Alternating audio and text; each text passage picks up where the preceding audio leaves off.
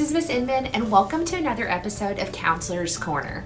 Today on Counselor's Corner, we're going to talk about the power of a good attitude and how it can be your key to success. Today, we're diving into something that can truly transform your life, having a good attitude. Whether you're a student aiming to make good grades, a teacher looking to inspire, or someone just wanting to improve your daily life, a positive attitude can be your secret to success. In a few minutes, we'll explore what a good attitude is, why it matters, and how you can develop one. So exactly what is a good attitude? It's not about being cheerful 24/7 or ignoring life's challenges. Instead, it's about approaching life with a positive mindset. Let's look at some examples. Positivity. This is seeing the glass half full rather than half empty. For example, if you get a B on a test that you studied really hard for, instead of being disappointed, you might think, great, I've improved from last time and now I know where to focus for my next test. Resilience. This means bouncing back after setbacks. If you fail at something, instead of giving up, you might say, what can I learn from this? Openness. Being receptive to new ideas and feedback. For example, a teacher may suggest a different way to solve a problem, and you are willing to try it out. Enthusiasm. Approaching tasks with energy and excitement. It's the difference between saying, oh, I have to do this, and I get to learn something new. I know you're thinking, why does attitude matter? Why should I care about having a good attitude? Let me assure you that the benefits of having a positive attitude are huge.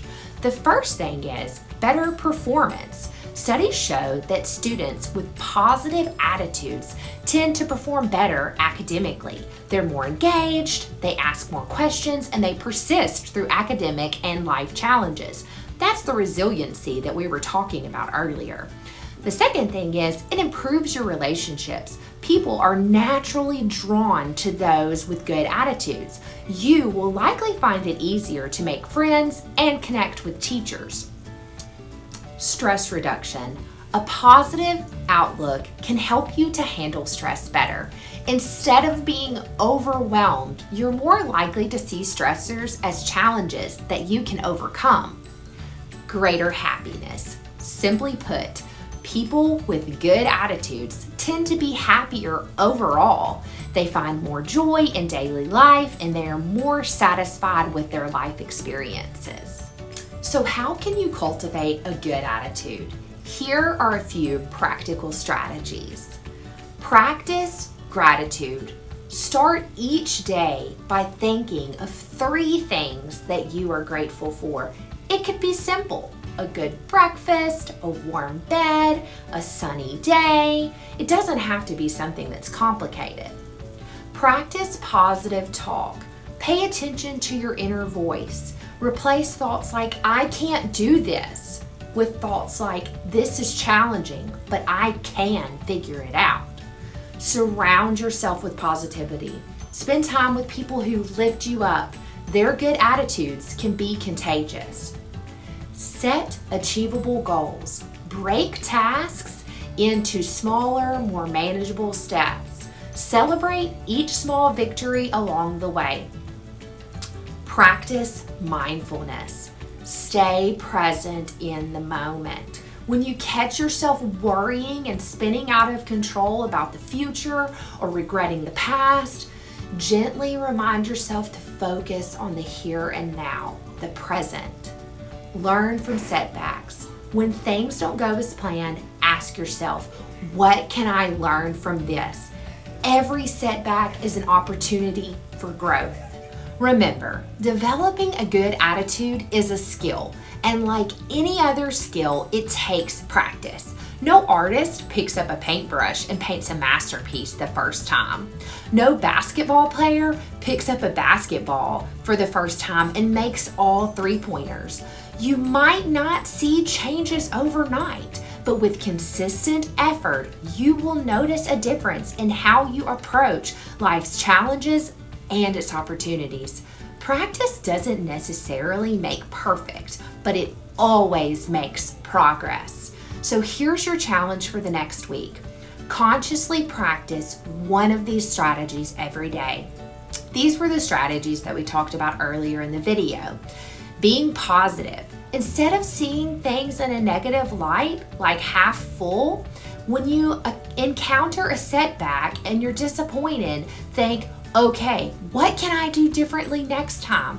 Now I know where to focus my efforts. Be resilient. This means bouncing back from setbacks. Bad things are going to happen. That's just a part of life. But what you can do and what you can control is your mindset and saying, what can I learn from this? The next is being open. Being open to suggestions from your teachers, from your friends, and being willing to try these things out. These could be things as simple as a solution to a problem or trying a new task. Enthusiasm. Approach tasks with energy and excitement. This can be the difference between waking up in the morning and thinking, I have to go to school today, and I get to go to school today and learn something new. I get to go to school today and make myself better for my future. You're going to notice it affects your moods, your interactions, your performance in school. You might be surprised at how much of a difference a small shift in attitude can make in your day. Thanks for watching, and here's to cultivating a great attitude and unlocking your potential. Here are a few examples of what a good attitude looks like in a real-life situation. Optimism. You receive a challenging project assignment. Instead of feeling overwhelmed, you think, this is a great opportunity to learn something new and showcase my skills. Resilience. After failing a test, you don't give up, but instead you say, I'll review my mistakes, ask for extra help, and do better next time. Gratitude. At the end of a very tough school day, you reflect on 3 positive things that happened, no matter how small they are. Growth mindset. When you struggle with a difficult problem, you think, I can't solve this yet, but with practice and effort, I'll get better at it. Adaptability. When a group project plan changes unexpectedly, you say, let's see how we can adjust our approach and make this work. Enthusiasm. You volunteer to lead a class presentation, seeing it as a chance to improve your public speaking skills rather than a dreaded task. Perseverance. Despite initial rejections, you continue to audition for a school play, focusing on improving with each attempt. Kindness. You notice a new classmate sitting alone at lunch, and you invite them to join your table, or you go and sit next to them. Curiosity. When introduced to a new and complex topic in class, you ask questions and seek additional resources so that you can learn more. Responsibility. After receiving a low grade on an assignment, you take ownership and ask the teacher for ways to improve rather than making excuses. These examples demonstrate how a good attitude can be applied in various situations that you may encounter. Thank you so much for tuning in today, and I hope that you learned about the power of having a positive attitude.